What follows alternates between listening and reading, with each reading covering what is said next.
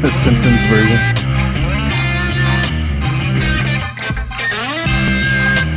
No, I don't know. Can you explain?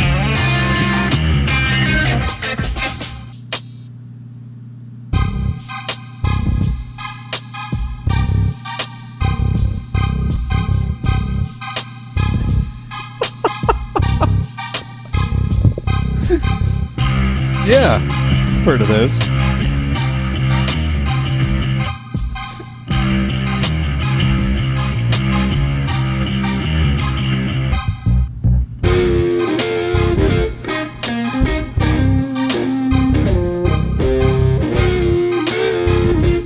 Well, we're live now, so it's gonna be a good look.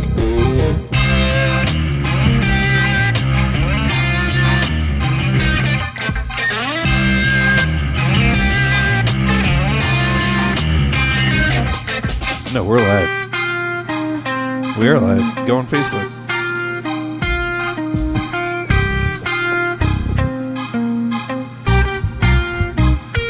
We are live. We are live.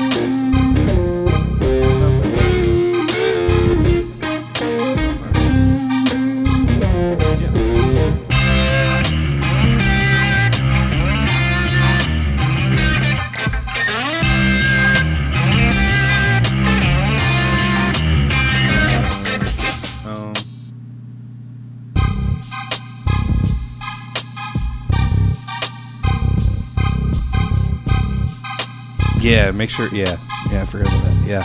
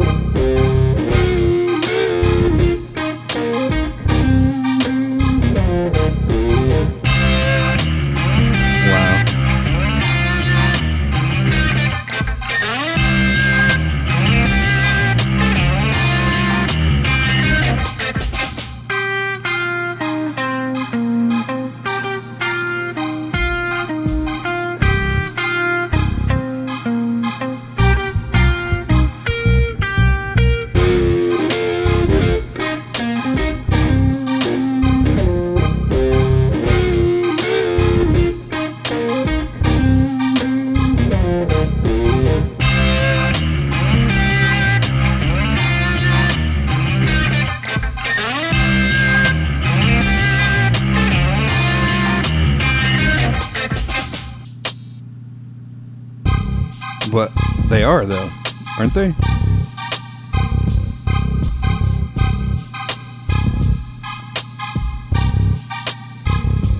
Oh, I see what you're saying. Okay.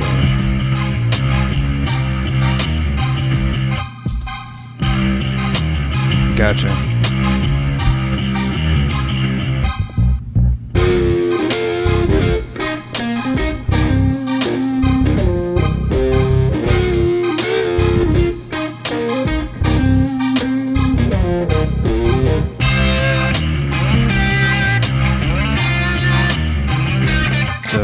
We'll do that 1 second. So we're going to start up. That's what she said. We'll start out with the Gene Smith story out of Ohio State. It's basically an AD talking out against the Fair Play Act. That's okay. We'll just go over it. It's pretty standard what an AD would say, as you can see. Then we'll go into your Tom Brady story. Then I forgot we were going to do Vontaze, so we'll bring up Vontaze also because that'll be kind of fast. And then we're going to jump into like referees. So the whole point I want to talk about referees is because this year it feels like they're calling everything. And I found an article that talks about how they're going to emphasize the holding penalty a lot more this season, and they've stuck to it. So I'm going to bring that up and talk about, are we heading in the right direction? Are we not? How do we feel about referees? And then we'll end with our showdown on fantasy football. Sound good? Oh my God, your eyes look terrible.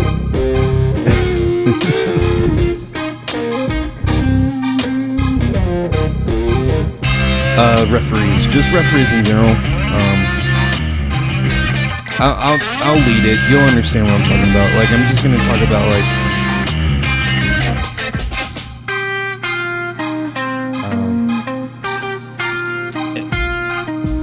and I brought up I found this revelation under the replay rule for pass interference that they're gonna review any Hail Mary plays that end a half or a game. Like, no matter if it's a touchdown or a swat or anything, they're gonna review it no matter what. Like, that's crazy. So that raises a lot of questions as well.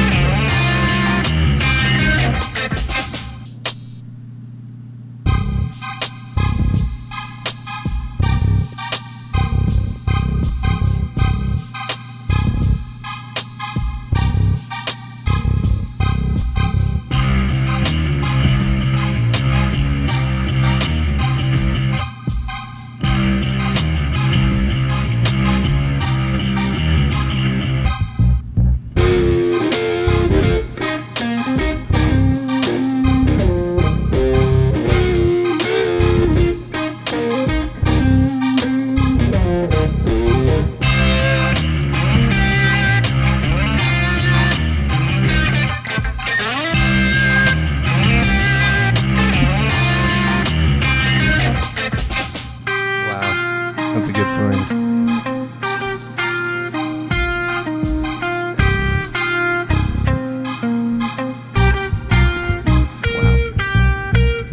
Wow, that's crazy.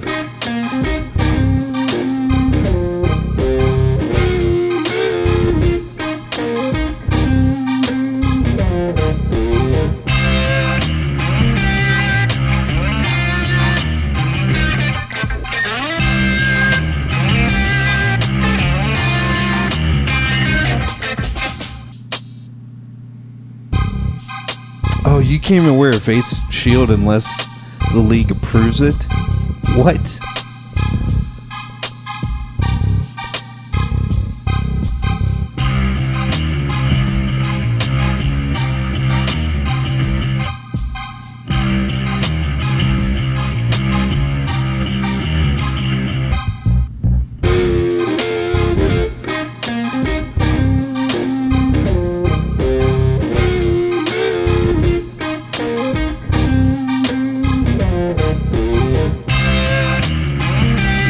I knew about that.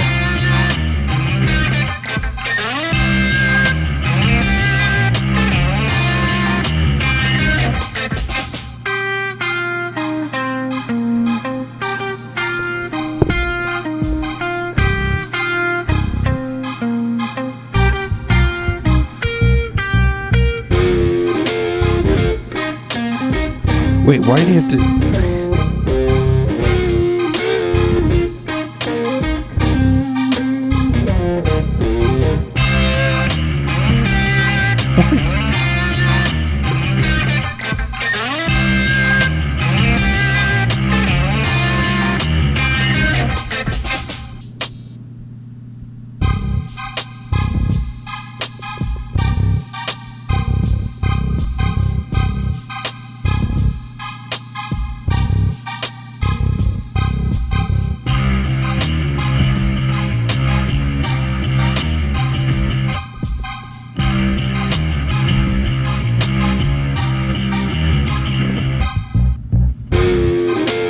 Well, when you sit back, you can't see them. But when you're up in the camera, it looks like you're in space and you're lost in space. And you're trying to find your way back home from space. Look. I've been in space for 347,000 months.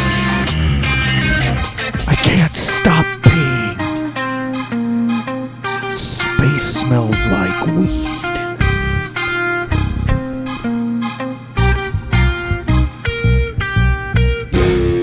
You look like you're an original Netflix movie.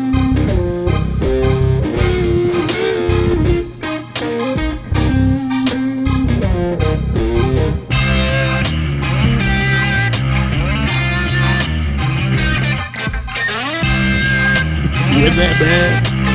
Crush. Noggin.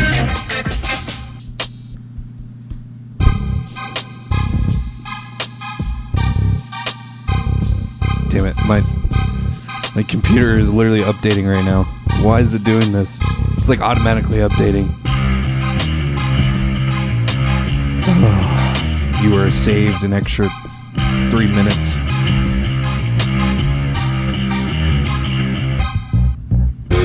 Nope. Nope, I see a screen. I'll go live.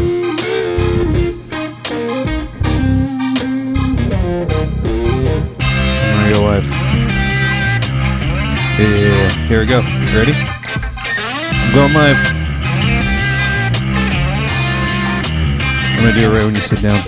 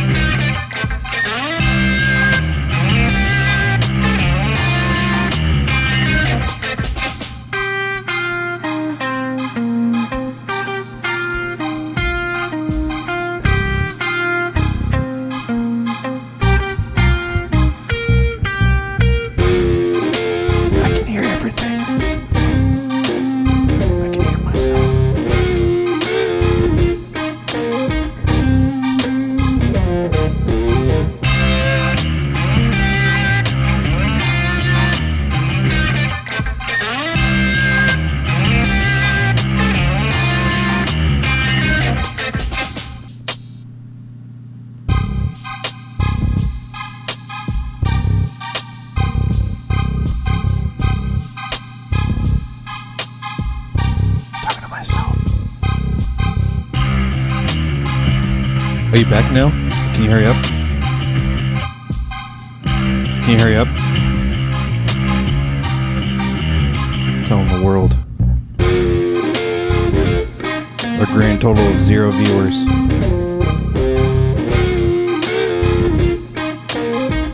Are you done yet? No, we're not even live. Gotcha. We're not live.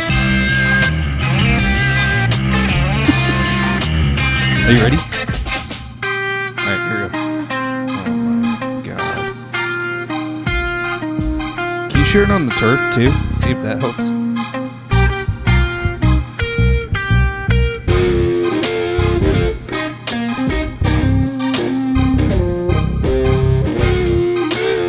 What?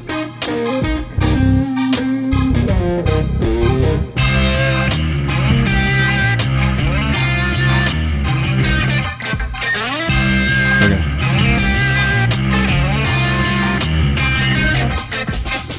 Got it. Alright, you ready?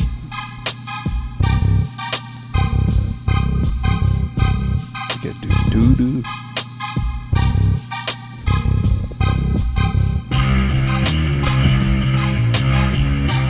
Told you.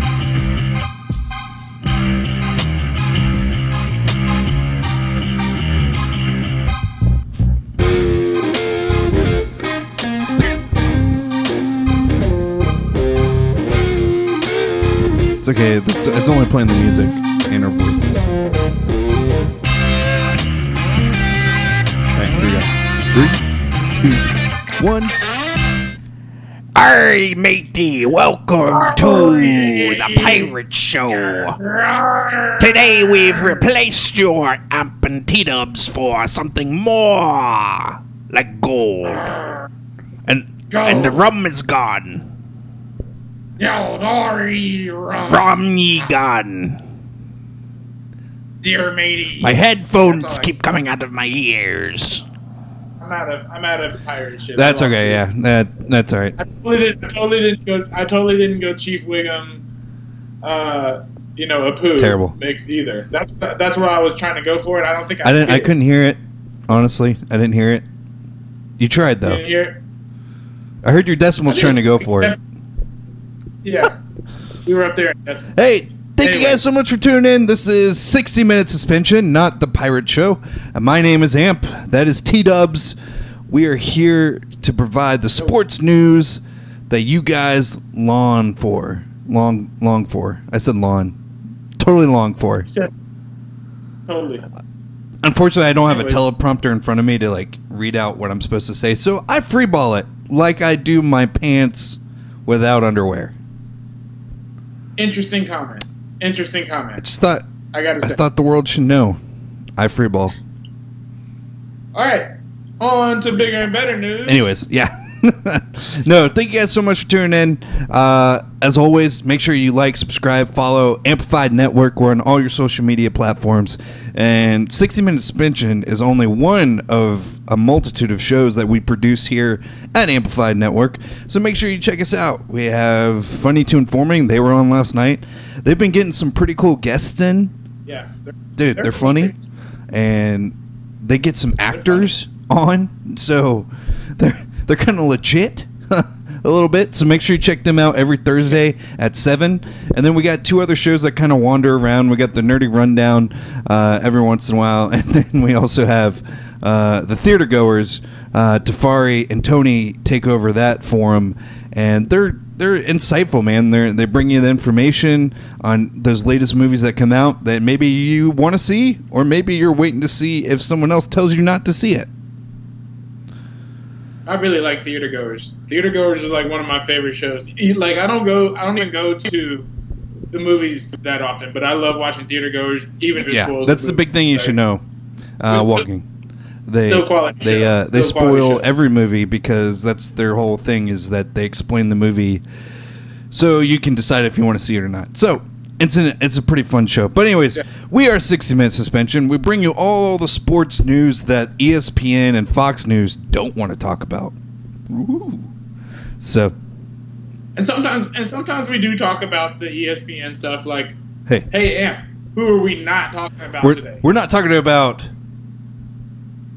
I'm going to give you his initials. AB. That's right. He that should not be named at all. No, I didn't say his name. I didn't say his name. I said letters. You just letters. Of the alphabet. 2 letters of the alphabet. I was probably going to say C, D, E, F, and G after that. So, suck it, A, B, C, D, E, F, G. Way to roll. So, anyways, so this was a story that we kind of started last week. And we brought up Tim Tebow's emotional rant about it. And so this week we have a more subtle approach of a rant in a more professional setting. And what I'm referring to is the Fair Pay to Play Act that is coming out of the state of California. Basically, essentially what the act is saying is that any college athlete has the right to, get money for their face, their likeness, their name, their jersey number, their brand, basically anything that makes them popular. If they become a pop culture icon or something, they can make money off that. Case in point, Tim Tebow is a great example. Tim Tebow was one of the highest grossing jersey sale numbers out there, but the only thing is his name wasn't on the back of the jersey. Well, in the state of California now, they can put their last name on the back of their jersey and sell it and make a buku amount of money. Just a crazy amount of money. So, the issue about this, though, and what the AD of Ohio State, Mr. Gene Smith, And we're not referring to the Gene Smith from the Jacksonville Jaguars, by the way, who we also will not name on this show, because he's the worst. You were just talking about Gene From Smith Ohio State. Nothing to do with Gene Smith from 2000 whatever to 2000 whatever. And to be clear, we don't want anything to do with Sir from 2000 whatever. Like, we won't even acknowledge those years. Yeah, I mean, I just remember... I remember pain. Anyways. A lot of pain, suffering. Yeah. Remember Justin Blackman? Blaine Gabbert? Do you remember a first-round pick that probably could have gone to the third round? Mr. Tyson Alualu? Yeah. Oh, do you remember that? It was better than Tebow, and I'll finally admit that.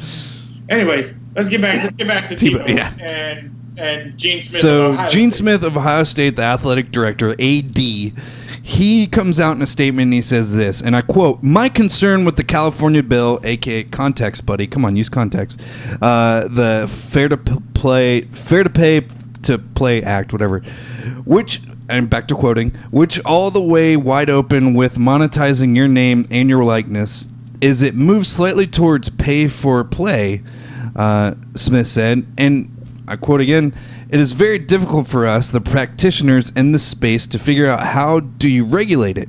How do you ensure that the unscrupulous bad actors do not enter that space and ultimately create an unlevel playing field?" I mean, good points, sort of.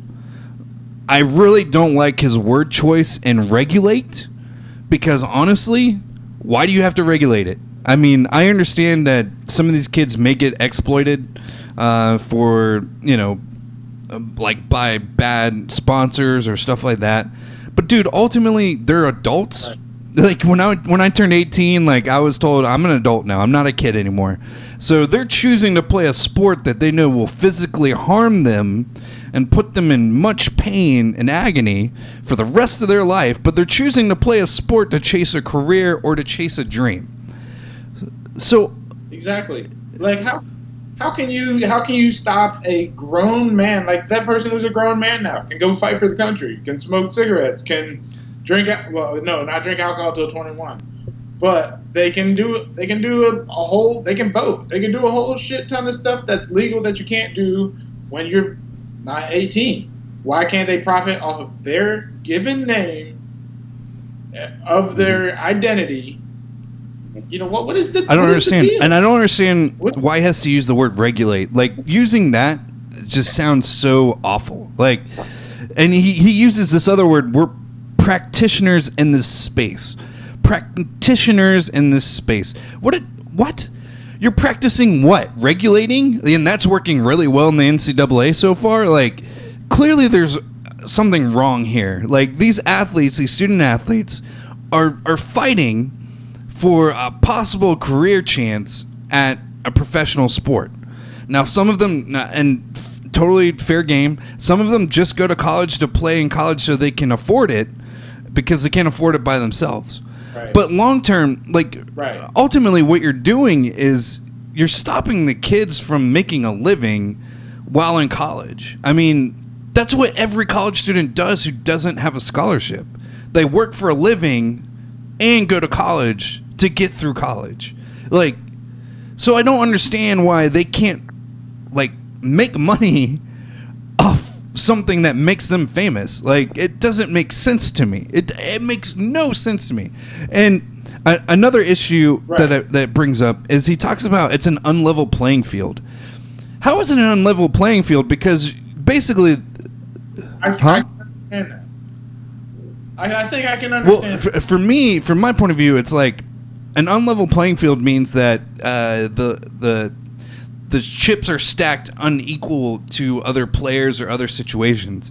But in college football, I think ultimately, if you're the best in the league, the nation notices. Like, everyone notices.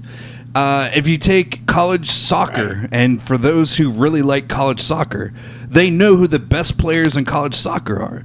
If you like the Olympics or you keep track of the Olympics, everyone knows who the best runners are.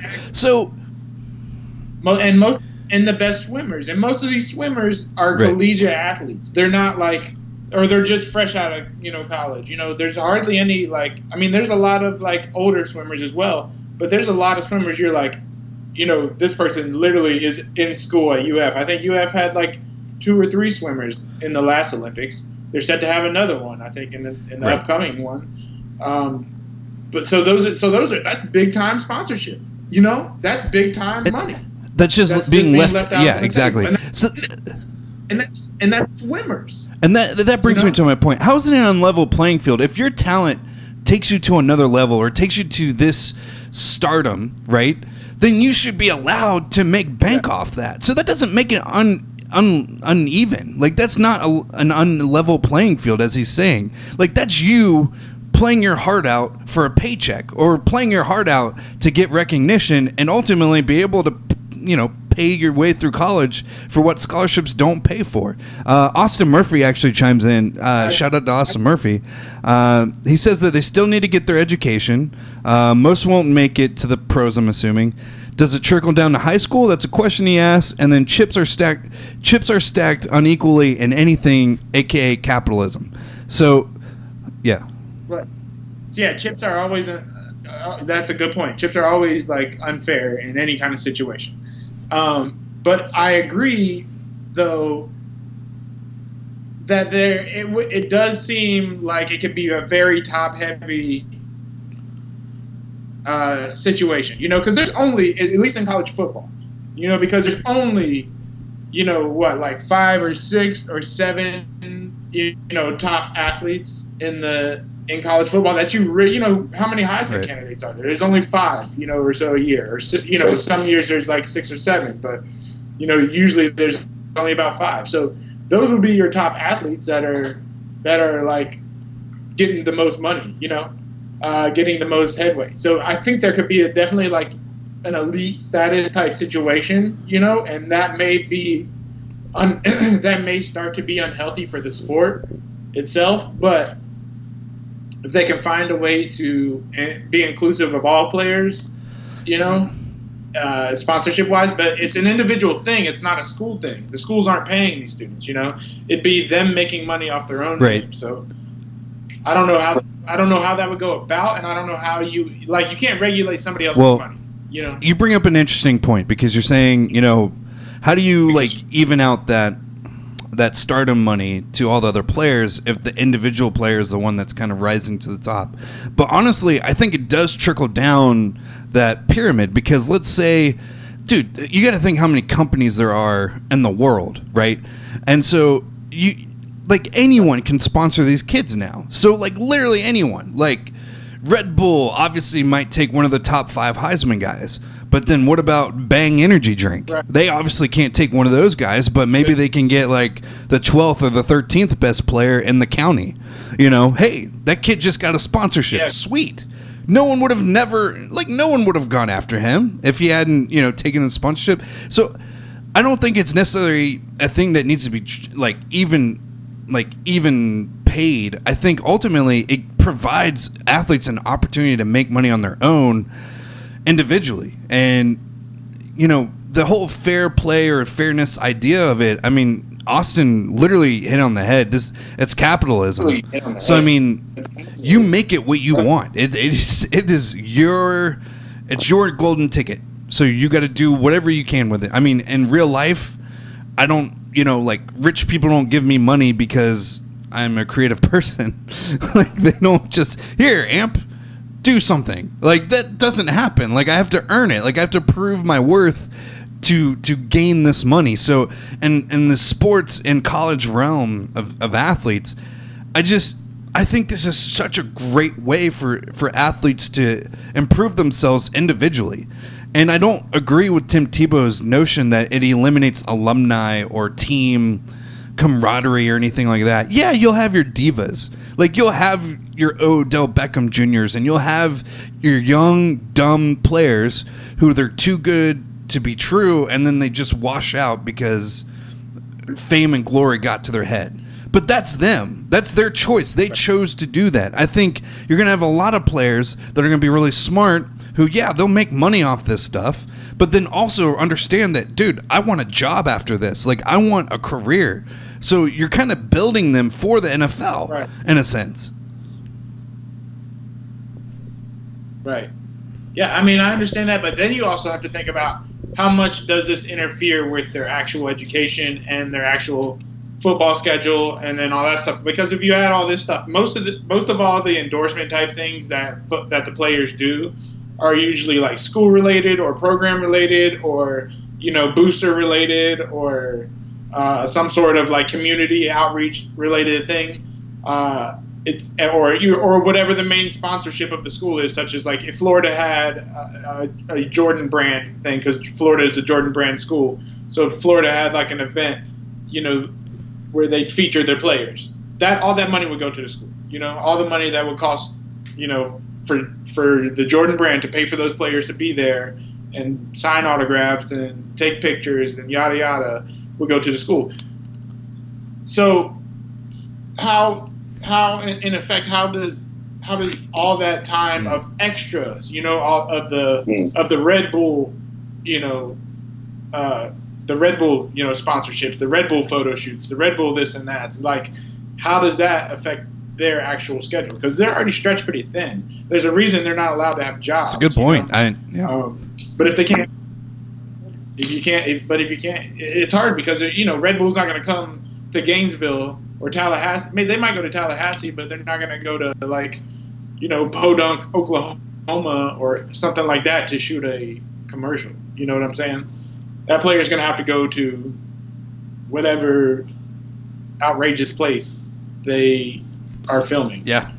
That's a really good point, and you raise a really good viewpoint on that, is the time constraint. How are they going to fit this in? Because obviously a lot of these players, they won't get paid in the offseason. They won't make money in the offseason unless, like, they were a superstar last season.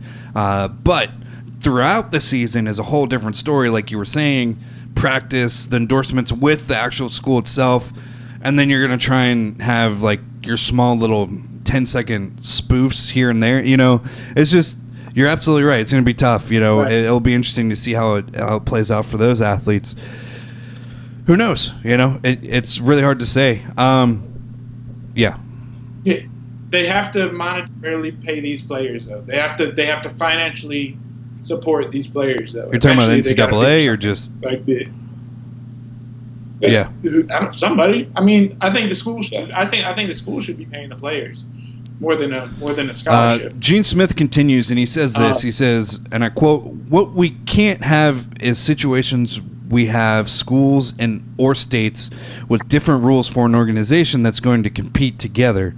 It can't happen. It's not reality. And if that happens, what we need is federal help to try to make sure we create rules and regulations for all of our memberships that are consistent. And if that doesn't happen, then we're looking at a whole new model." Yeah. So he talks about this. He talks about there's an unbelievable competitive advantage with this system, with this new Fair Pay to Play Act for the schools, California. And what he's referring to is, you know, basically getting the recruits is essentially what he's saying. And if other states jump in, Austin Murphy says F the Fed. I agree, man. Like, the federal government does not need to get involved with this. There's no need for the U.S. government to get involved with NCAA affairs. What's happening right now? What? Yeah. I mean, right. Obviously, it's going to go to some Okay. type of court system, obviously. But it's sad that grown adult men can't understand that they need to pay college athletes for their time and use of their bodies. Like, they don't understand this. He brings up a good point about, like, if they're all competing under the NCAA umbrella, recruitment is going to be a massive issue going forward. You know, because players are going to want to get paid, obviously, through endorsements. But Tyler, you also brought up a good idea, right, that, you know, some of these or some of these great players are out in Podunk, Oklahoma, or they're out in some other state or county, you know, and these major colleges in California could pull them away from that. So obviously that's where the unfairness kind of comes from.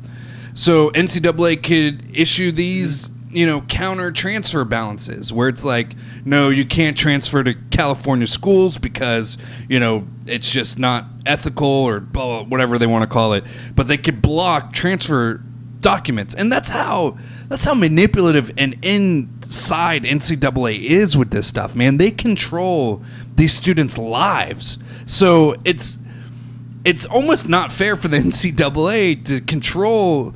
Like, you're calling them student athletes, but you don't give them the freedom as a student.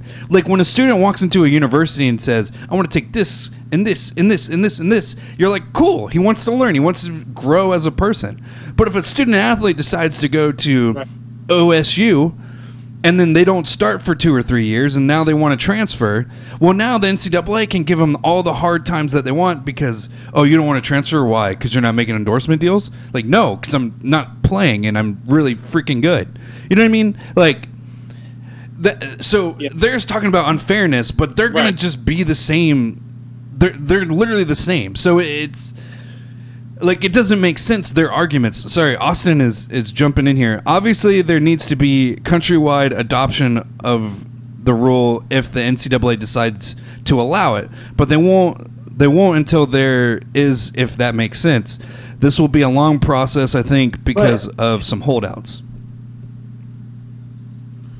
Can the NCAA What's up, not Philip? allow it, though?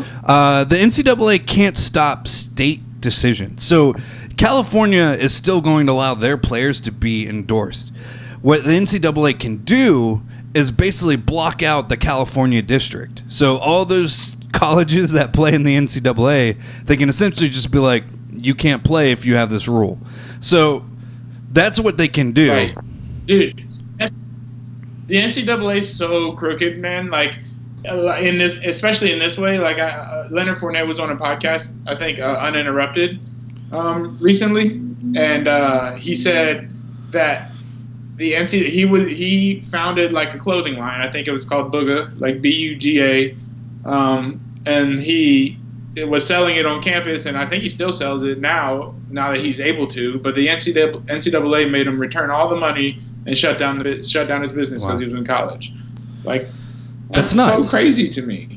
That's like, yeah, that sucks. Like, that's how, and that's just him being creative with his own mind, his own money, his own like drive on his own free time to, you know, and to make his brand better. And that's another thing I like about this also. It gives the other athletes an opportunity and a stage to make their brand better, you know? Like, endorsements can help you become, like, character is a big thing, you know?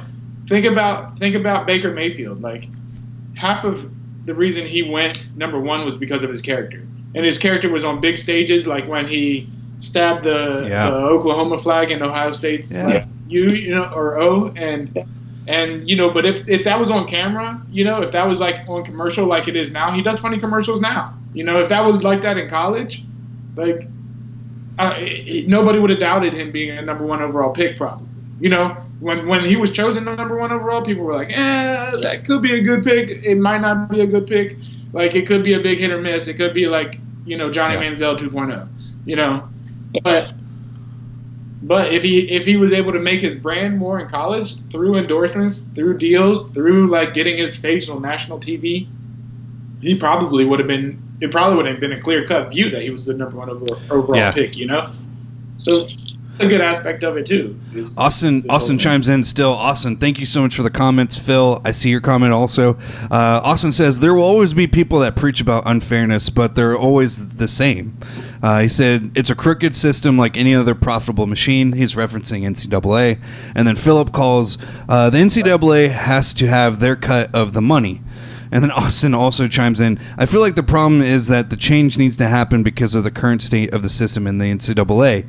But it's going to make it even more of a money pipeline and less of something to be proud of. Yeah. That's true. That's that little Tim Tebow thing at the end. We were talking about how we were like, oh, we can kind of understand that. You know, the tradition, all that will get watered down. I think there's no doubt about that. All of that will get watered down. All of that, like, tradition, all the proudness of playing for your university, and literally like blood, sweat, and tears, solidly only for your university, will get watered down because you'll be playing for money. It's. I don't think the fandom's going to go anywhere. Not the players. I mean, anyways, players. Yeah, what were you going to say? Sorry. Sorry, but not that players don't get paid anyways, because they do get the best players. Oh yeah, absolutely. To a certain extent. They're not struggling. So, all I was going to add on to this literally was just Philip brings up a good point. The NCAA has to have their cut of the money, and I think that's what's scaring the NCAA. People like Gene Smith, because by the way, Gene Smith is actually he is part of the NCAA board, so he's actually involved with the NCAA like decision making and their rules. So he's a part of the system that we're talking about right now. So his words right now still mean even less to me because he's a part of the system that he's speaking for. And so, like I said, Philip brings up a really good point. The NCAA have to get their cut of the money. I mean, all the bowl games, all of the endorsements that they get from the jersey sales and the merchandise from the university's logos. I mean, everything has NCAA name written on it, and they make their money off of that. They make their money off this system. So listen, the NCAA is not the NFL. The NFL is a corporate business run. It's not a nonprofit. The NCAA claims it's a nonprofit, and like I told you in the last show, for those of you who were watching or didn't watch, they make over $1 billion. Over $1 billion. And if you go to their website right now, it says that they only give out $23 million in scholarships. What? Like, understand and comprehend that concept right now. NCAA makes over $1 billion in revenue, but they only give out $23 million in scholarship. Their whole premise is student athlete. Their entire premise is student athlete. Right. Why is there not more? Like Right. I mean, I think well, there's a limit on how many athletes can be on each team. So I think for SEC games, you can only dress 60 something players or 70 something players, but you have 100 players, throughout your whole roster. You know what I'm saying? For most colleges, most major colleges have about 100 players on their roster, and not all of them are scholarship. And for conference games, you usually can only dress less than your roster, a significant amount less than your roster. So those are usually your only scholarship players, obviously. But that's just what do you there's limitations on you can only pay so many people, or you can only fund so many people as far as rosters. But they can just go ahead and fill out the whole rosters if they're on the team. Long term, obviously, I understand that over $1 billion in revenue, they have to put some money back into the NCAA to continue to get that revenue. So I understand that. I get that. They're an organization on that front. But to only give out $23 million in scholarship when you make well over $1 billion in revenue is sickening to me, because their head president, I know for a fact, makes over $300 million in salary. $300 million in salary. To do what? Be an old man and talk about football all day? It doesn't make sense. And then I also understand that the NCAA umbrella is for every sport. It's for every sport. It's not just football and baseball and basketball. We're talking soccer, we're talking lacrosse, we're talking swimming, track and field, which, by the way, track and field is a massive profitable area if they allow these student athletes to go out and get their own endorsement deals. That's how these Olympic athletes get their money, So, these individual athletes that can run these incredible 100, 200 meters, and they get a small sponsorship from Adidas. I mean, dude, they're changing their life just a little bit, So, more so about the college. I mean, it's just that's the main stage for track, anyways, is college almost. you don't hardly know the next level of track, but most people knew. I forgot. Most people know their runners in college rather than in the pros. You know. No, it totally does. If that makes sense. Until the Olympics. You know. Once the Olympics comes around, last chime in on comments here. Philip he chimes in. He says, so basically turning into an NFL farm league, you will eventually start to see contracts. I mean, Phil, honestly, we can call the NCAA a farm league because where else do the NFL get their players from? You know, they really don't. There's no other forum. But I will say this, the XFL is coming. And it could change the game for athletes. I mean, we might see athletes surpass college and just go straight to the XFL to earn their way in. I don't think the NFL has a regulation in where you have to be in college to play in the NFL because they bring in players from Germany and other countries all the time, and they didn't go to college. Yeah, they have tryouts all the time. You just have to be past. You just have to be out of high school for 3 years. So, I mean, the XFL could change a lot, especially from the NCAA, and could be not necessarily the NFL's competitor, but the NCAA's competitor in the sense that if it becomes a legit league and it becomes because it's got the name power already, they have 8 teams, they need to fill rosters. And you're going to be taking away not just, players that can't play in the NFL. You're looking for younger talent to build up a dynasty or to build up some recognition of a name, to be legit. And so I could see the XFL becoming a competitor for the NCAA, not in the next 2 or 3 years, but if it sticks around long term, they could really give a new outlet for student athletes and just be athletes, and that's from a football perspective. Now, obviously, that the NCAA and the Pay for Play Act as a whole is something totally different. Philip also says, so does the church. I think he's referring to the non-for-profit thing I was saying. Someone is living large. He's referencing where the money's going in the NCAA.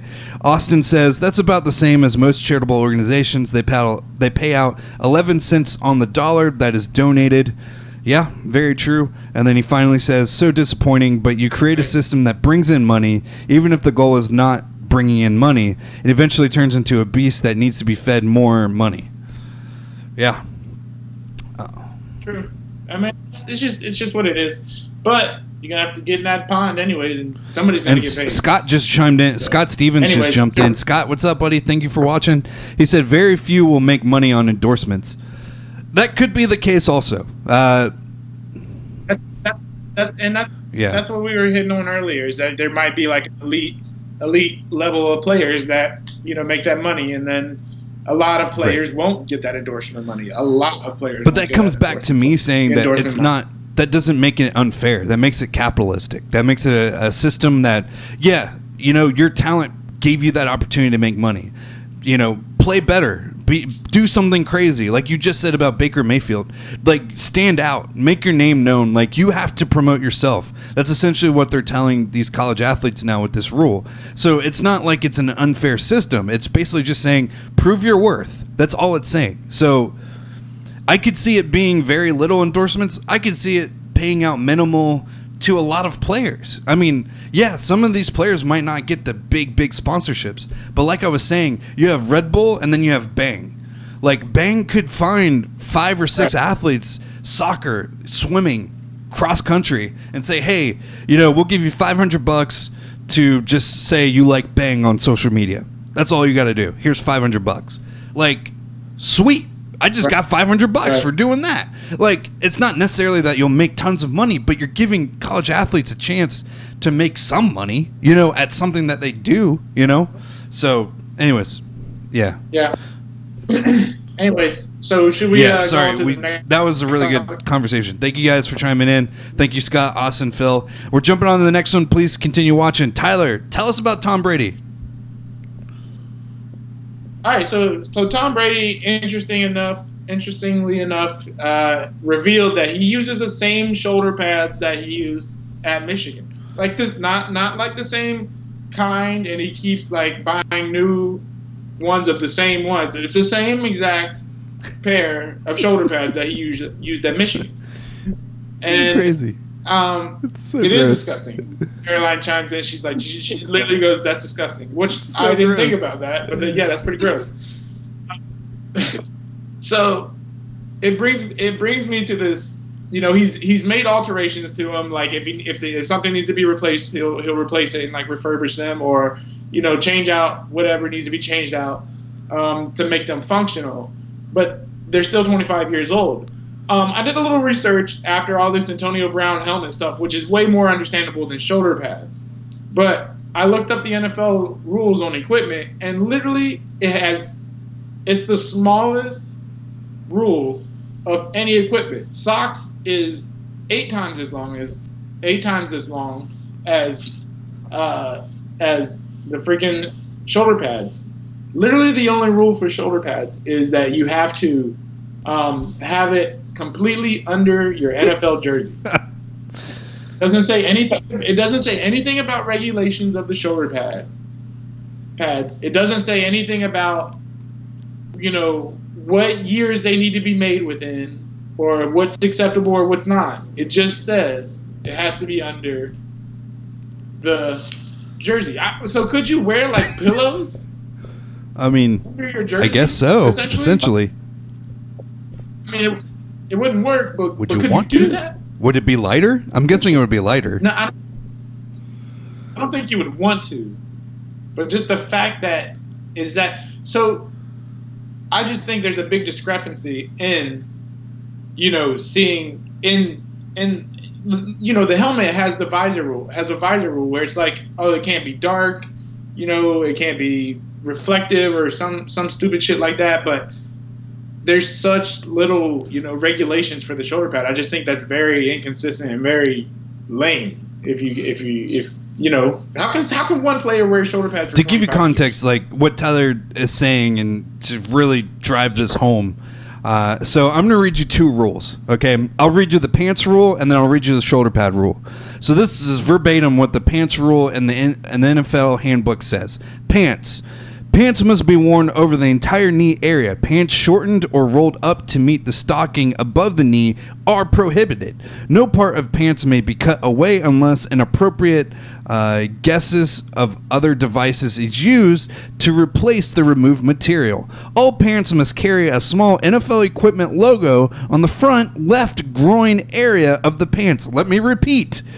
All pants must carry a small NFL equipment logo on the front left groin area of the pants, midway between the fly opening and side seam, and 1/2 inch below the belt. That is the pants rule. The shoulder pads rule, literally the next rule right after it. Shoulder pads must be completely covered by the uniform jersey. That's it. There's nothing new to that. And so to give you context, read the stocking one. I don't Read think the I have one enough about the time stocking for one. it. Stockings. Not even do it. It's just that long. It's so stupid. They talk about stupid shit like stockings forever. This speaks to the inconsistency of the NFL. How much they care about one thing about player safety, but they don't follow through with the rest. Like, shoulder pads are a big part of safety And for in the NFL. You can't just. And for one of the it. NFL's face of the league to have the same shoulder pads for 25 years, it should raise some worry, I would say. I understand why the helmet needs to be advanced, obviously, through the knowledge that we know moving forward. But, I mean, the chest area, the shoulder area, especially for quarterbacks, there's got to be something, So you make a good point. Real quick, TDubb's David Halter says, TDubb! Oh, what up? Oh, what up, David? My dog. We just went cruising. Sweet. Recently. That's awesome.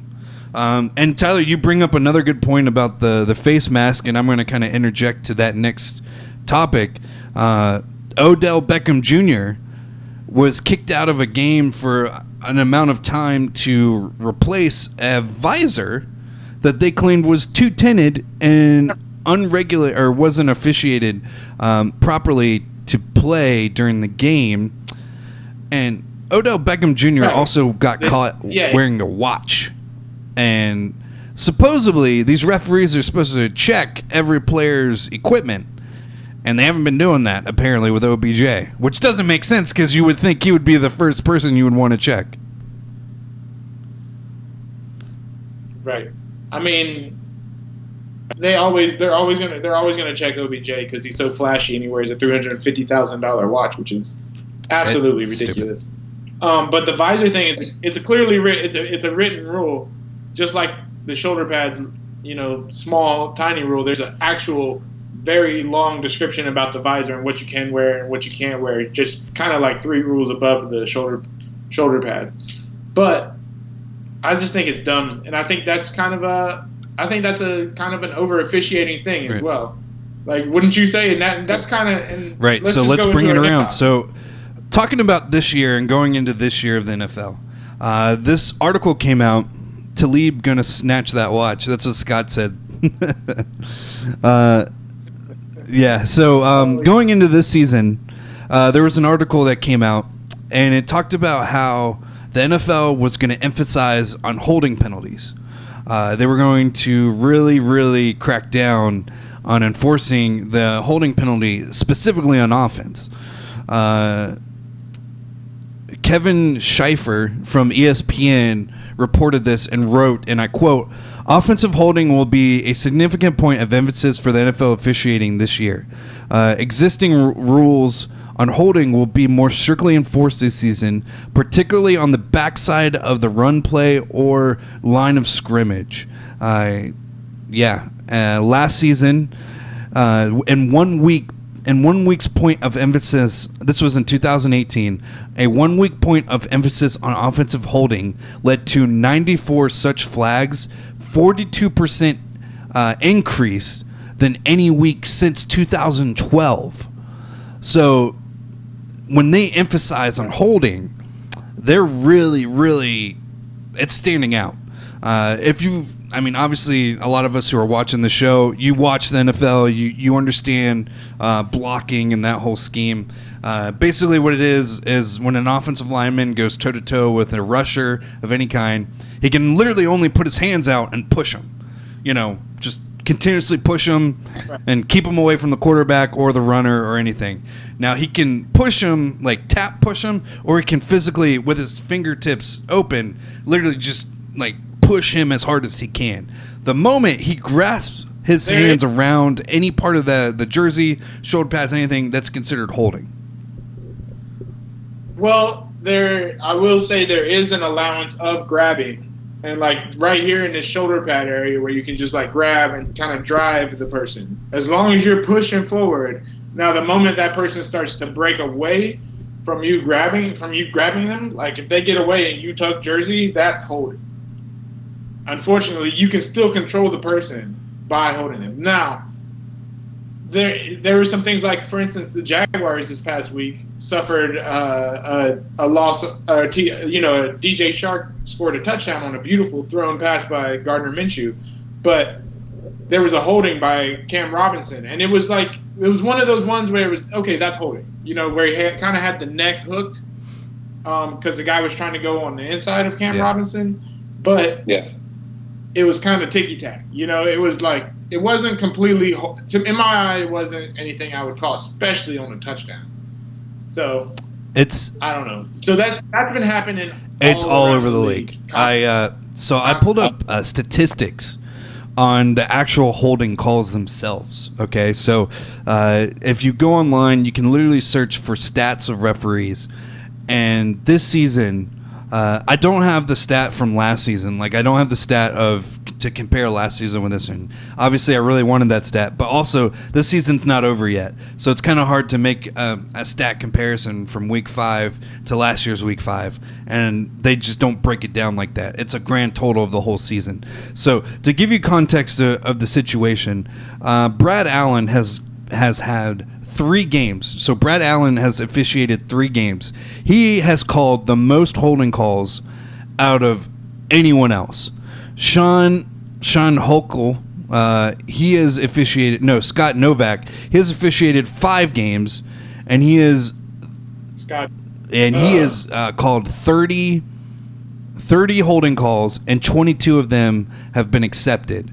Brad Allen, who has officiated 2 games less Then Scott Novak has called 32 holding penalties, and 25 of them have been accepted. The top 4 guys are, well, the lowest one is at 28, but out of those, they get the most turnover rate of acceptance. There's one guy on this list who has 27, Ronald Torbert. He has 27 holding calls. 24 of them have been accepted. That's 24 out of 27. So he's only had 3 that haven't been accepted. Or a referee. That's a referee. Yeah, a referee that's making these calls. Sorry. I'm just trying to point out how ridiculous this is. Like 32 calls in 3 games. That's ridiculous. I know. I'm interested to see which ones are also defensive holding, because I feel like that has been also especially called a lot too. I mean, not as much as offensive, line holding, but I feel like there's been a lot of defensive holding, like not just the pass interference stuff that they're also tightening down on, but the actual pass 5 yards, player grasps, the other player, and it's a holding. But I'm interested to see actually what the defensive holding penalties are as well, because I'm sure it's not all. That's not all. No. This it just says holding, so obviously it's both sides. Tyler, you kind of squeamed at Scott Novak. There's a reason why you did. He has the most penalties through 5 weeks. He has 86 penalties. 65 of those 86 have been accepted. That totals 504 yards of total penalty yardage in 5 weeks.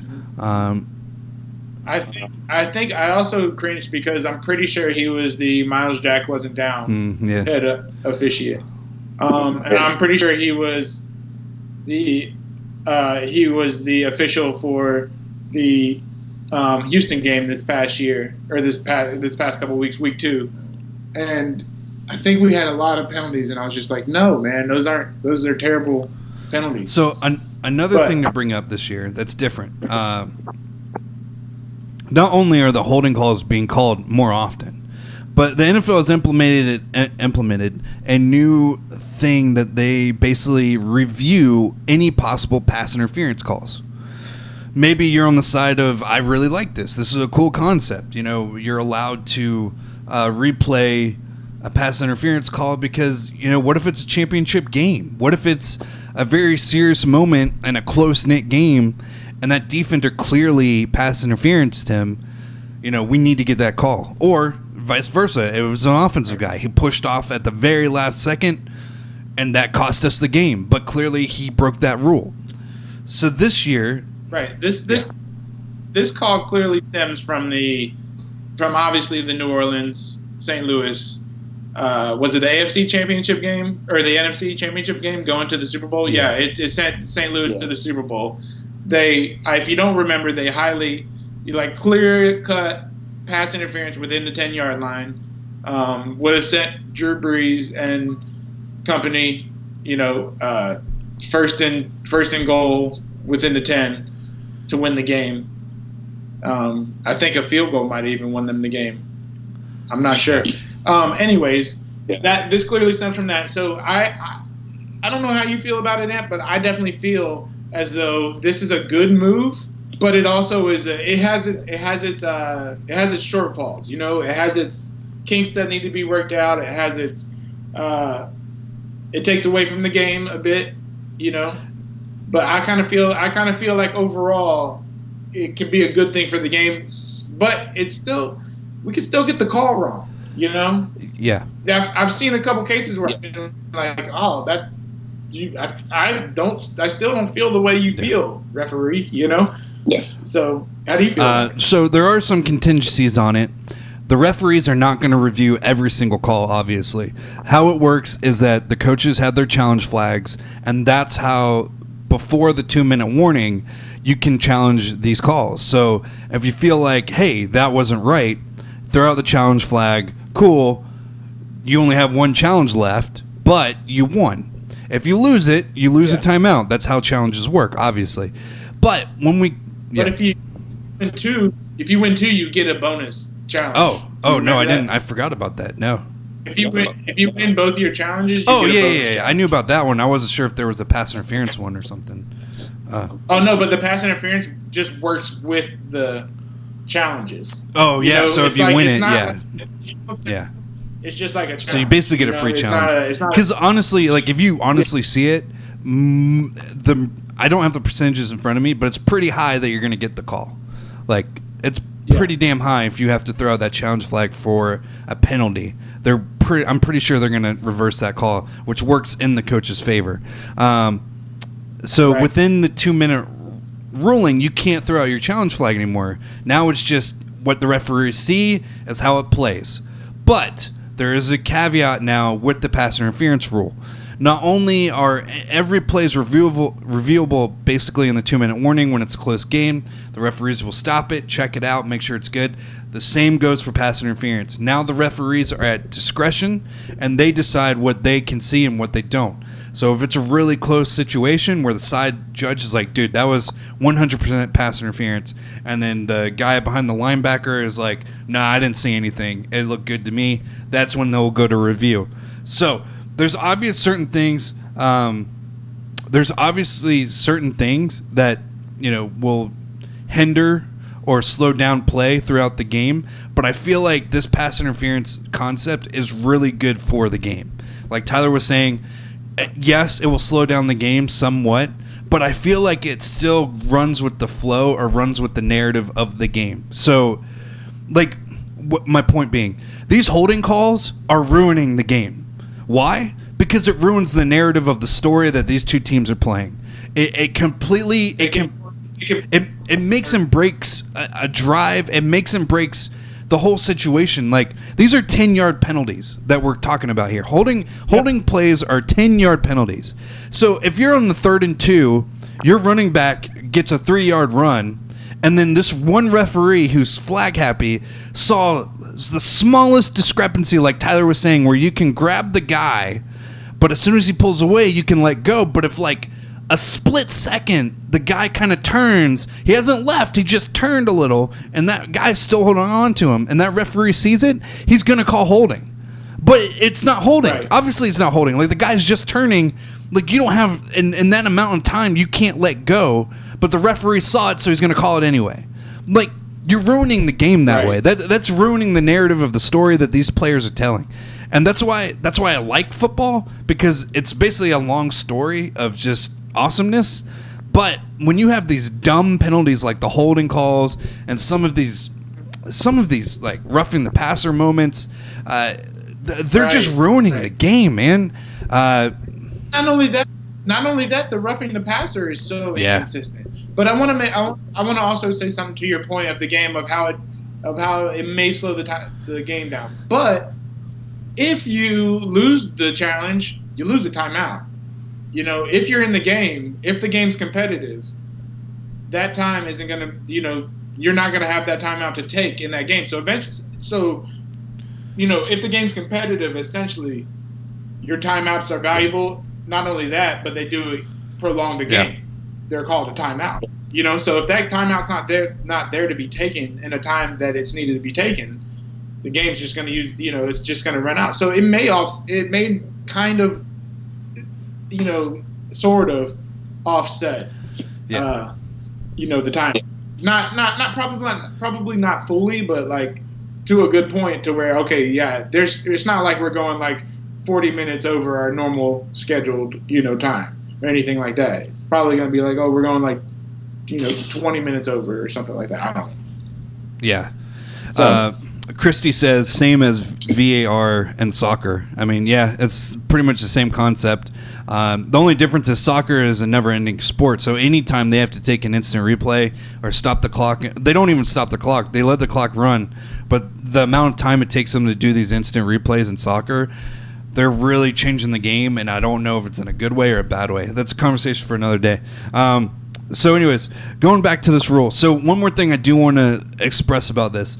So Hail Marys in the past have always been within the 2-minute warning, obviously because it's usually the last play to win the game. Okay? And in the past, they've always been, you know what? You throw it up, pray to the gods it happens. Now with this new pass interference rule, the referees can literally change the outcome of a game by looking at the instant replay. Literally. Like, no longer is the game where you can just throw it up and pray to God that someone does pass interference. They don't see it, they don't call it.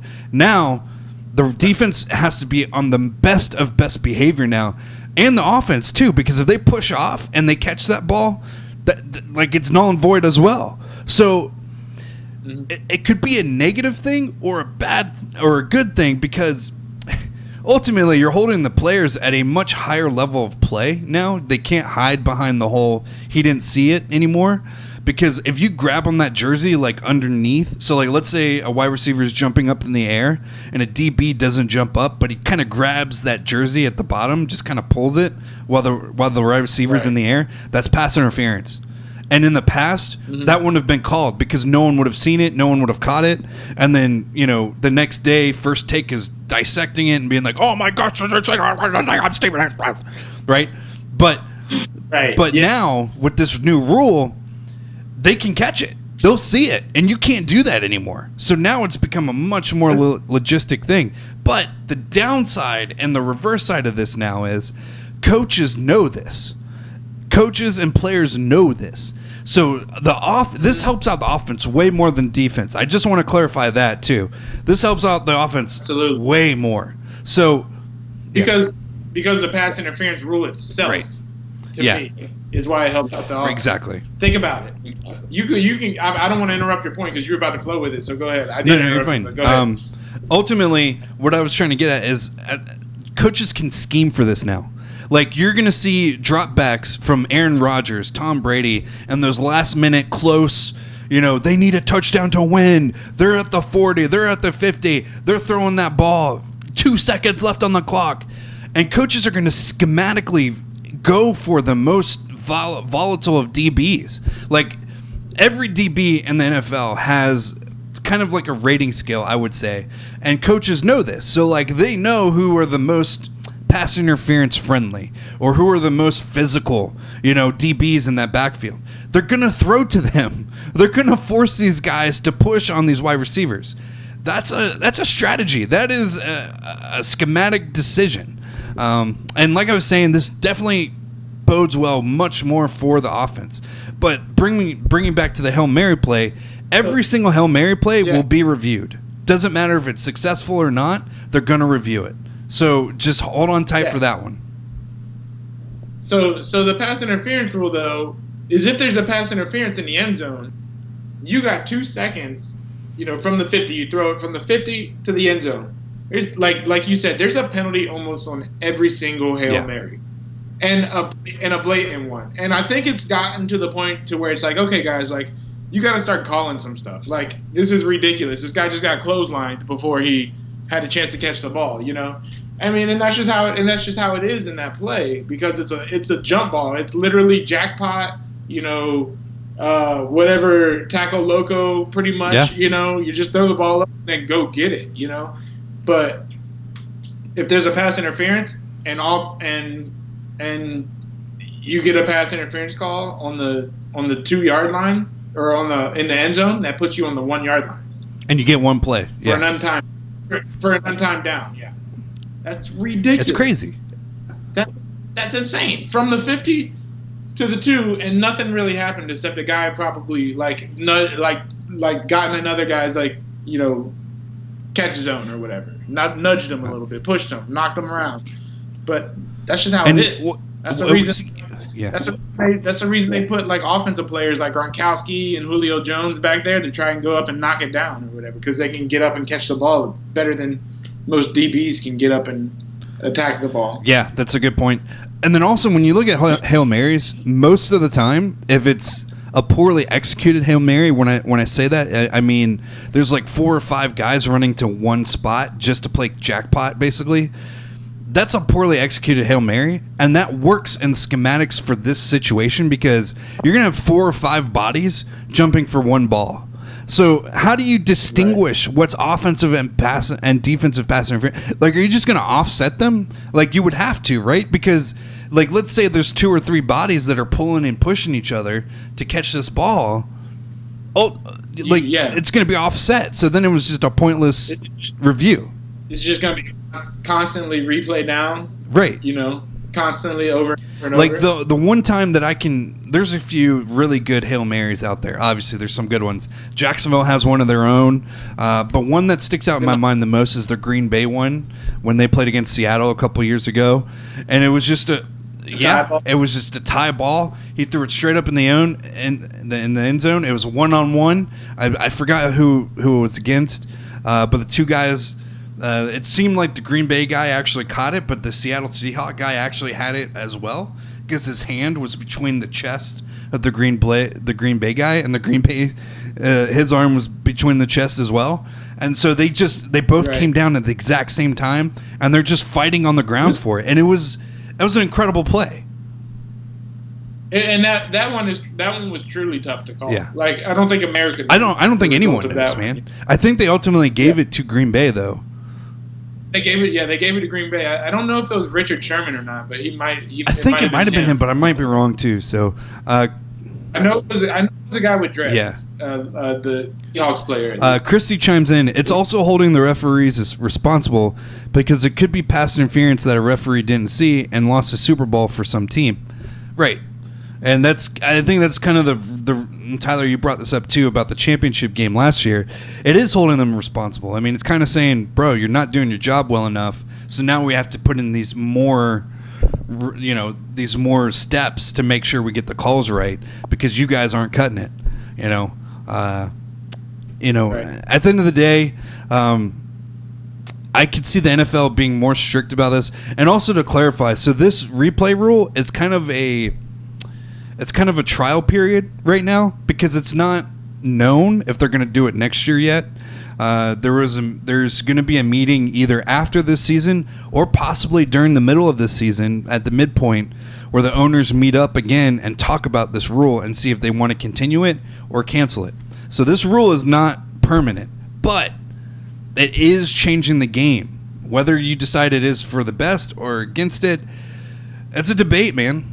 I think it's a good tool. I like the way they do it now with the challenges and the 2-minute warning. I think that's a great way to do it. I don't think they should review every single call. I don't think that should be a part of the situation. But we haven't had that close game yet, that really close game that matters, where this came into play and it hurt one team and helped the other. We haven't had that yet. Right. And, I think you said earlier, it's almost like a 100% thing if you challenge that. Yeah. You get the call. Well, I don't think that's the case though. I think a lot, and and there's been some calls where the referee is not made the call of the challenge. Like he has not overturned it. And I thought, man, that sucks. That's a timeout, and everything, and you lost it.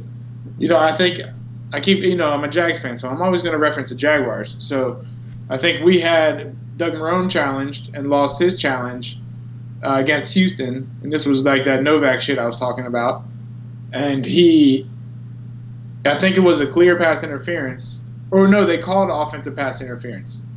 Interference, and it wasn't. And I think he challenged, and we lost the challenge, and they called it as pass interference. The arm is, and they need to understand what they look for offensive pass interference is arm extension to the other player. But sometimes that's really not effective. Sometimes your arm is extension, but you're just touching him. You're not pushing him. You're not moving him. You're not shifting his motion. You're not stopping his motion. You're just touching him. And that's just what happens. And they haven't yet, that's the thing that I'm kind of getting frustrated at. Is this arm extension thing. They keep saying, oh, his arm's fully extension. That means he's pushing him away. It's not always the case. It's kind of almost like a guidance. I know you're there. I'm going to come back this way now, So, I don't know. Angela Dixon says, Duval. All right. So, last thing on the docket today, and I titled it for this episode. What?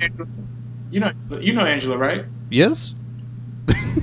Yeah, you probably remember her from elementary school, Angela McGee. Oh, Angela McGee, yeah. Holy cow. But obviously Angela Dixon. Wow. So she got married. is what you're saying. Awesome. Well, congratulations. I didn't know. What's up, Angela McGee? Holy cow. That is a name I have not heard in a long time. So today's title of our episode is Amp vs. TDubb, the Fantasy Football Showdown.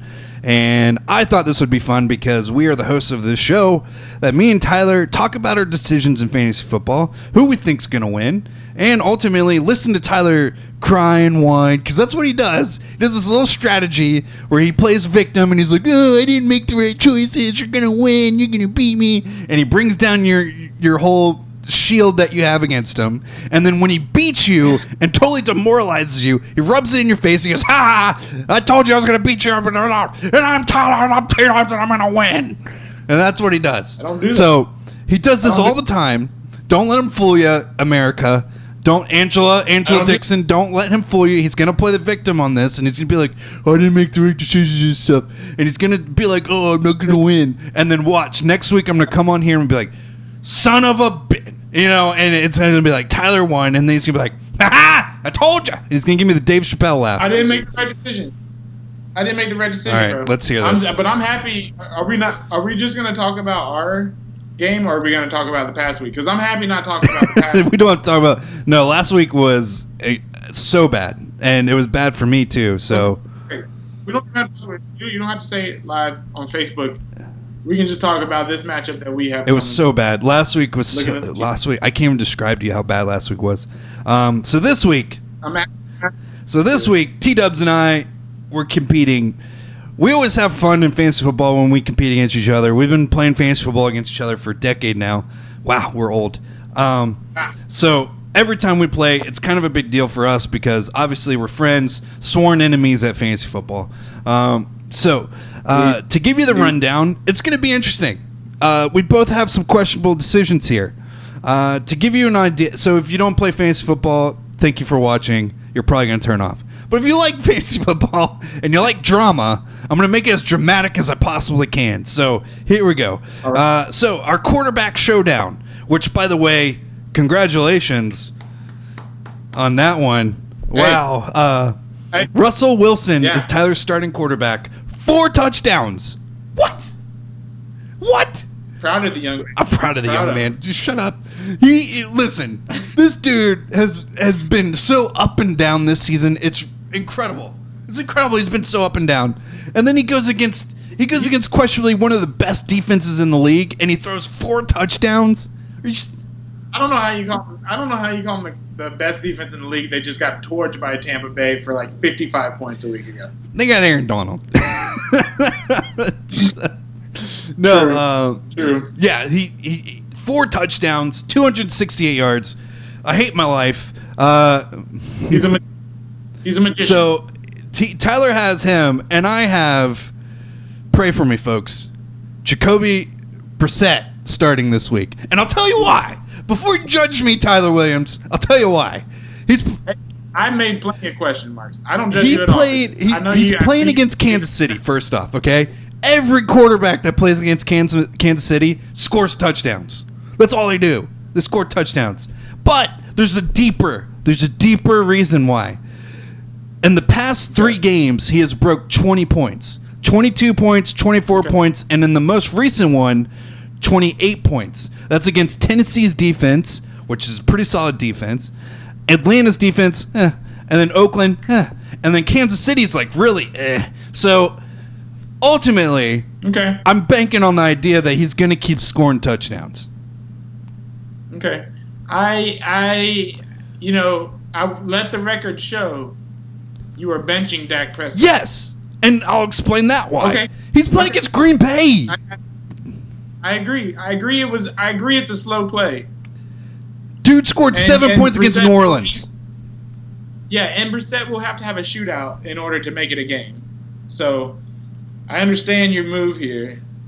But Dak Prescott previously scored. I know he only scored 7 points against New Orleans, but 41, 33, and 26. Those are all high scores. I know. So that's 3 out of 4 weeks of high scores. This is what you do. You get in my head, No, but this is the other thing. The matchup is not great. Green Bay has given up the second fewest fantasy points to quarterbacks this season. Second fewest. Second. It's not a lot. Stay tuned, folks. Stay tuned for next week. So this is gonna be one of those question mark moments, and I'm praying to God I'm laughing in your face. All right, so the next matchup is both of our number one picks: Julio Jones versus DeAndre Hopkins. Tyler, DeAndre and Julio both have been literally up and down roller coasters. Right. I thought I was gonna have something so solid with D Hop, and it has not. And it's funny out. They're playing against each other as well. So it's pretty funny that game. I might have to watch that game. That's gonna be fun. They're probably gonna drive the score up on each other. I think they take pride in playing each other. Like, I think they appreciate each other's game. So it's gonna be cool to watch. So our second matchup, you have Mike Thomas, who I have, versus OBJ. Obviously, those are our second round picks there. And to be honest, I mean, Tyler and I were pretty identical on this with wide receivers. Mike Thomas has been my bell cow. He has been my consistent. He hasn't had a game under 15 points this season. So I know for a fact he's going to have a great game. He's playing against Tampa Bay. I mean, Tampa Bay isn't that great. The only issue I'm still worried about is the quarterback situation.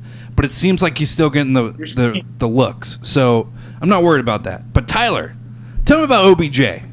You're speaking factual about fantasy football all over 15 points. I'm not hating on you, man, but like 15 points is okay.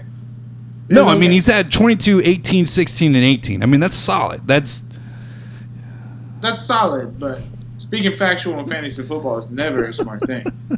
But OBJ, I got to say, is I'm a little worried about him, probably more worried about him than anybody else on my team. I mean, he scored 14, 28, and 11, and last week had 4. And I'm in that situation where it's like, oh, man, OBJ, I thought you were going to be way more solid than this. But he's still getting a lot of targets. He still got 7 targets last week, even though he only had 2 receptions. So that's the big difference is his reception. So he's playing San Francisco, which has a stingy defense, I think, a little bit. But I don't know. I think he has. I don't know. They're kind of middle of the road, San Francisco defense, as far as giving up fantasy points to receivers. I think they're right at 16. So I look for him to go off. Okay. I really do, and I got Cleveland beating San Francisco Monday night. So this might be this will probably be one that's gonna push our game to the last minute. Hopefully, that Monday night match there. Wow, we have a bunch of people chiming in. I'm sorry, everyone. I totally missed all these. Roderick Johnson said, "What's up?" Rodrika. Sorry, I can't read. Drika. She says you can't hear you. No one else said that though, so I'm not sure. Huh? Interesting. No one else has complained about volume issues. Tyler, can you talk real quick? Yeah, you got volume. I'm not sure. Anyways, moving on. So we have Josh Gordon versus Marquise Brown, right? Am I saying that right? Yeah. Marquise Brown? Yeah. Marquise Brown.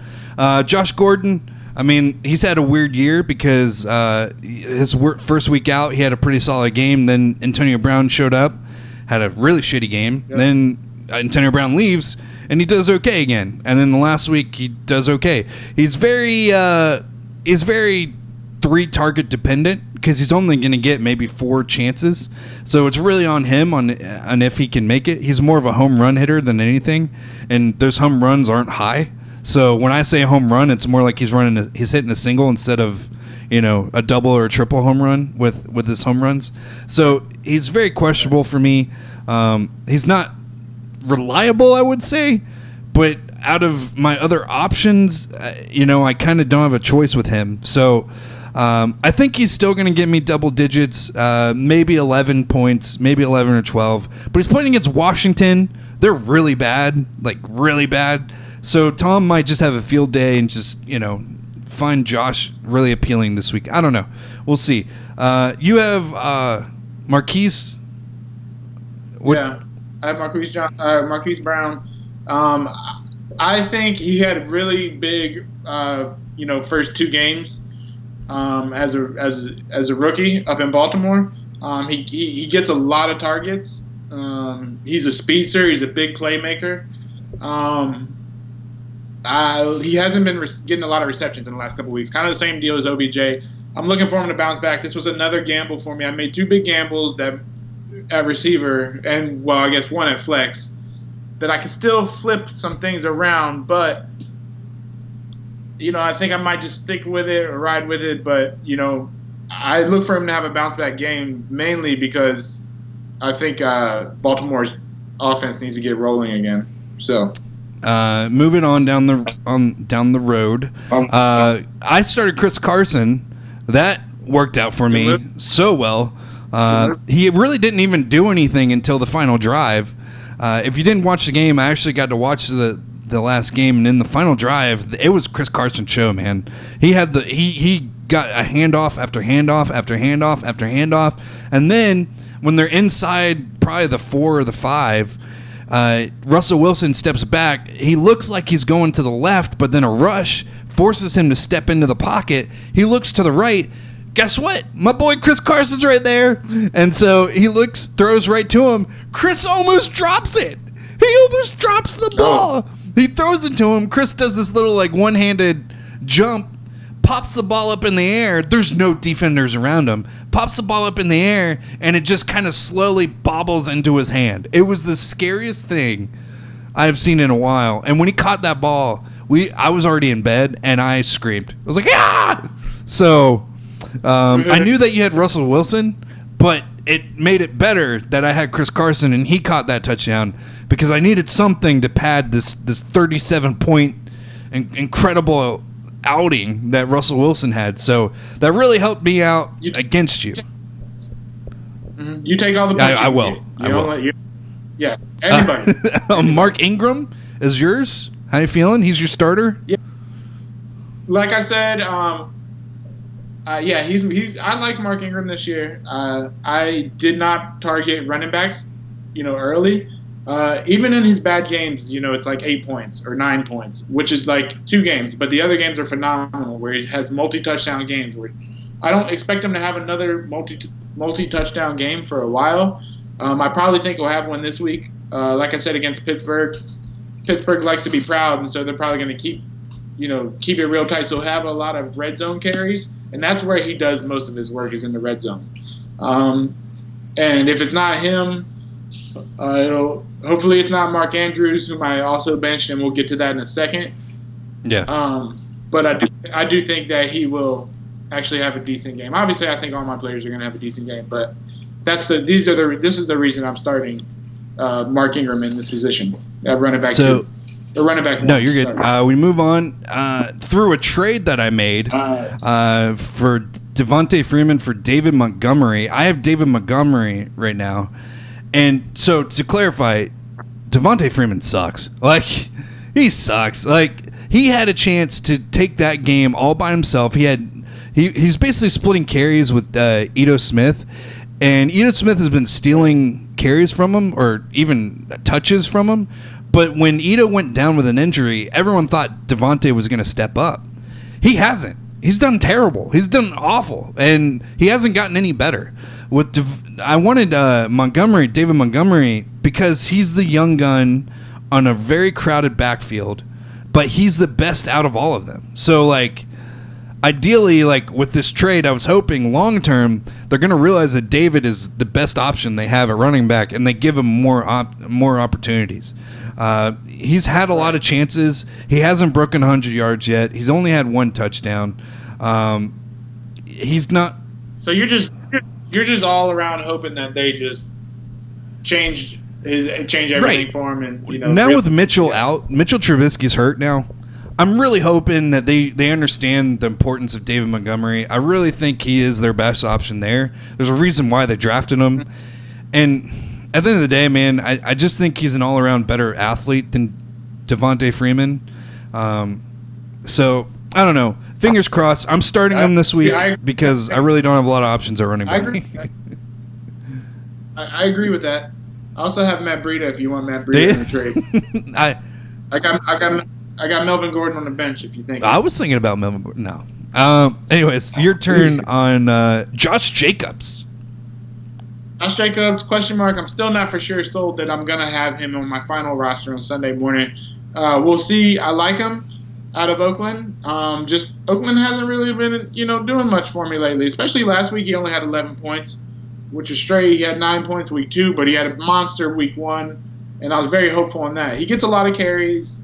He gets an average amount of carries. He gets a pretty decent amount of yards per carry, which I like.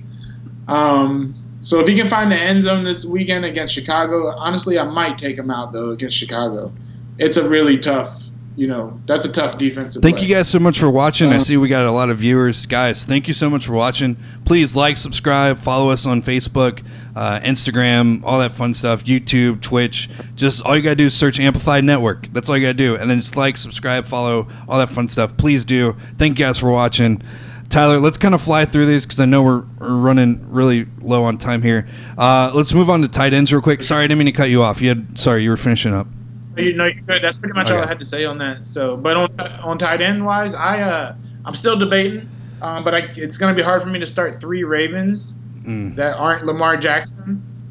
So eventually I gotta sit Andrews. And last week I started him, but he got a touchdown. But Hooper just went off, and he's been going off the last 2 weeks, and also had a good week 1. So I'm very blessed at tight end. Yeah, you are. If any of our team is listening, please hit me up, trade. So Tyler has Austin Hooper and Mark Andrews. There's no way around it. Both these guys are playing at incredible levels. I mean, you could have gone in the past. I would have drafted a tight end in the first or second round.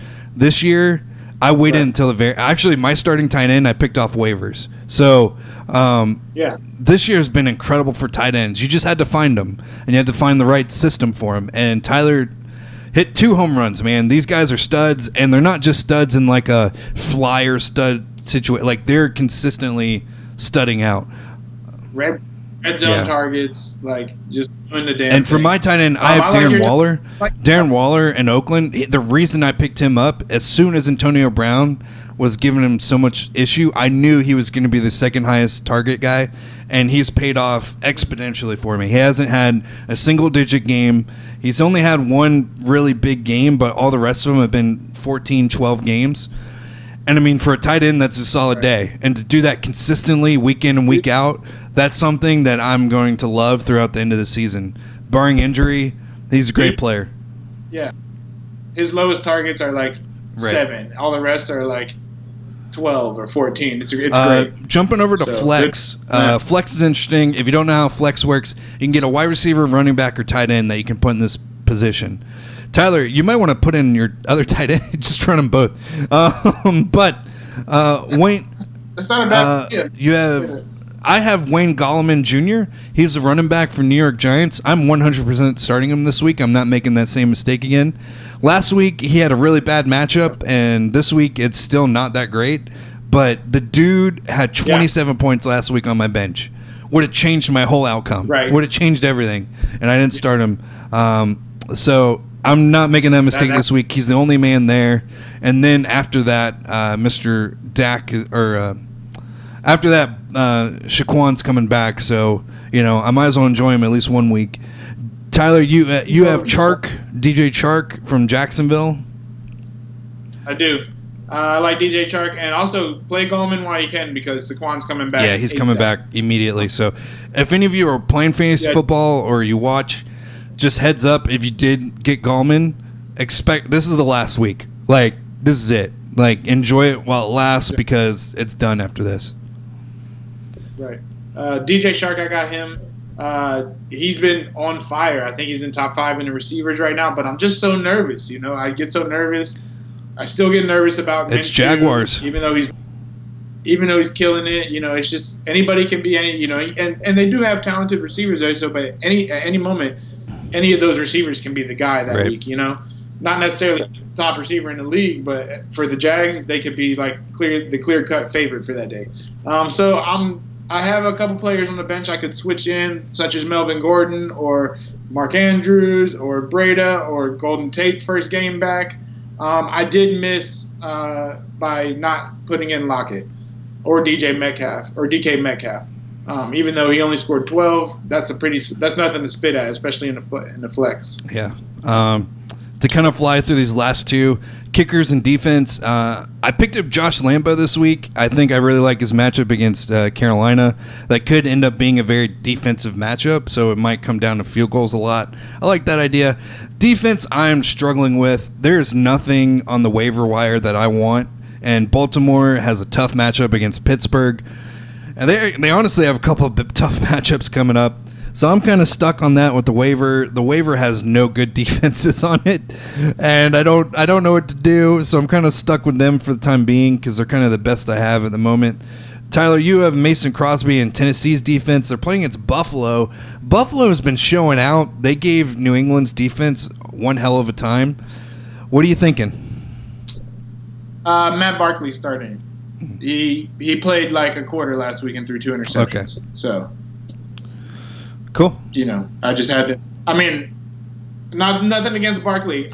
Some of those interceptions weren't, or I think like both of those interceptions were like iffy balls. Like could have been a catch, could have been an interception, just happened to be an interception. But 2 in 1 quarter, I'm liking what I'm smelling. Last thing I would ask you, Tyler, you don't have to run through your whole bench, but if there's one person that you're really on the fence about that you want to put on from your bench to your starting roster, if you can name one specific one, who would it be? One specific one from my bench to my roster. If I could just play one, I wish I could play Melvin Gordon this week. I could ask you, what's making you hesitant? What are you worried about? He's playing against Denver. Denver is not that great. I know. The Broncos have been, the Chargers have been clear. That Eckler's getting the bulk of the carry. I got a source. I'm not going to reveal that to you, or anybody else here in the world. But I think that he's gonna get most of the carries. And they're just not ready to put what's his face in Melvin Gordon in yet. They're just being so vocal about that. So if they come out and give him a bunch of carries, I hate life. For me, the only issue is Dak Prescott. Is he going to be the Dak Prescott I've been dealing with all season, or is he going to be the one that played last week? He's playing against Green Bay. Green Bay has like I said before, have a very solid defense. They're playing really well against quarterbacks for some reason in fantasy football. They have the second fewest points given to starting quarterbacks in fantasy football. I'm a big matchup guy. I've always been a big matchup guy. I always play matchups more than statistics. That's always been my game in fantasy football. Obviously, everyone has their own way of playing and how they have a gut feeling or they have like this, sixth sense for fantasy football. I've always been a matchup guy. I always play matchups. I think matchups take you pretty far. And so I don't like that matchup. Plus, last week does not make me Gardner a start for him. If you look at Dak's first 3 starts, it was against the Giants, Washington, and Miami. Who are those people? Who are those people? And then he comes out and he plays against a real team like New Orleans, where it should be a shootout, honestly, and he doesn't do anything. So that's where my questions lie. I think I'm going to wait on. I don't think I'm going to start him this week. I think because Green Bay is a real team, I don't think I can trust him. I got to see how he plays because after that he's got the Giants. That's an easy one. I'm going to start him. He's playing against Philly. I'm probably going to start him against Philly. He has a bye week, then he has the Giants again. Definitely starting him then. So I mean, he's going to get back in my lineup. He's not going to be my starter long term, but just for this week specifically, right. Jacoby's playing against Kansas City. I mean, Kansas City literally gives touchdowns away to quarterbacks. Like that's what they do. So I can't believe you hadn't hopped on the Gardner Minshew train.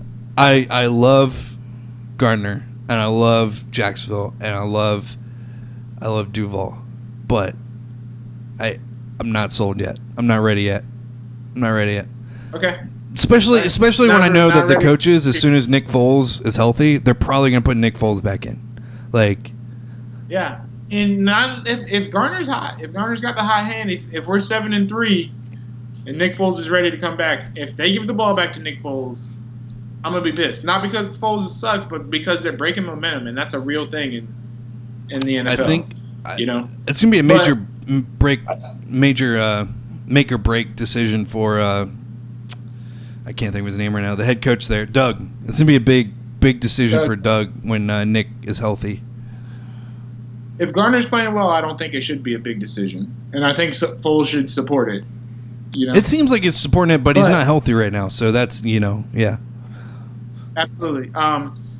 Caroline also more supportive Minshew for you to go ahead and put him on your team. Caroline just texted me that he has a career completion percentage of 69%. Is he even available? So, I'm gonna go look real quick and see if he's even available. I don't even think he's. Oh, yeah, he is. There he is. No, it's 69.420. Excuse me. That's why it's funny. That's why it's funny. Not just because it's 69 alone. Because it's 420. That's great. Yeah. So Gardner Minshew right now, he's sitting at 22 points, 17 points, 21 points, 20 points. I mean, he's breaking the 20. He's at the low end of it. But he's playing against Carolina's defense. It's a rough day. So anyways, Caroline, thank you for your advice. I'm not going to do it. She didn't give the advice. She just wanted to stay. It was 420. I just thought it was funny. Yeah, his career completion percentage was 69.420. So, Garner Minshew. Thank you guys again for watching. This is 60 Minute Suspension. You guys, thank you so much. We had a lot of viewers today. I really appreciate it. Thank you for the comments. Thank you for saying hi and just, even putting us on Facebook or whatever you're watching us on. We know it's a Friday night, so you probably have better things to do. But again, thank you. And again, like, subscribe, follow us on Facebook, Twitch, Instagram, all that stuff, and get involved with us. I'll take any suggestions you want for topics. If you want to talk about something, please bring it up. Ask us on our Facebook, and just get involved somehow. So thank you guys. TDubbs, anything you need to add? No, like you said, I appreciate all the followers and listeners, and please go like and subscribe. Amplified Networks, found on Twitch, Facebook, YouTube, all the above. Spotify, I love listening on Spotify. If you care to as well, you can go ahead and follow me on the Turf at theturfsports.com. I write for that website there. The head NFL writer for them. Cool stuff coming up. I think I'm going to put out a Garner Minshew piece before Sunday. Hopefully might drop something on the Gators. And the Auburn matchup this week, which is game day, is going to be there bright and early tomorrow morning. So it should be a good day of college football, and it should be top 10 matchup in the swamp. That's pretty dope. Go Gators. Tyler, what did you think of the Jags. Garner Minshew Uncle Rico segment on ESPN? That was kind of corny, but it was funny. It was really Stupid corny. funny. It was really corny, but it's Napoleon Dynamite, I guess. So it's supposed to be awkward. You gotta. Yeah, when I rewatched it, I liked it more. The whole scene where they're like, "We got to throw it over the stadium." That was pretty funny. That's pretty funny, yeah. And watching the ball bounce. Again, thank you guys again for watching. Again, that's TDubbs. I'm Amp. We'll see you guys next week. Peace out. Peace. Transition.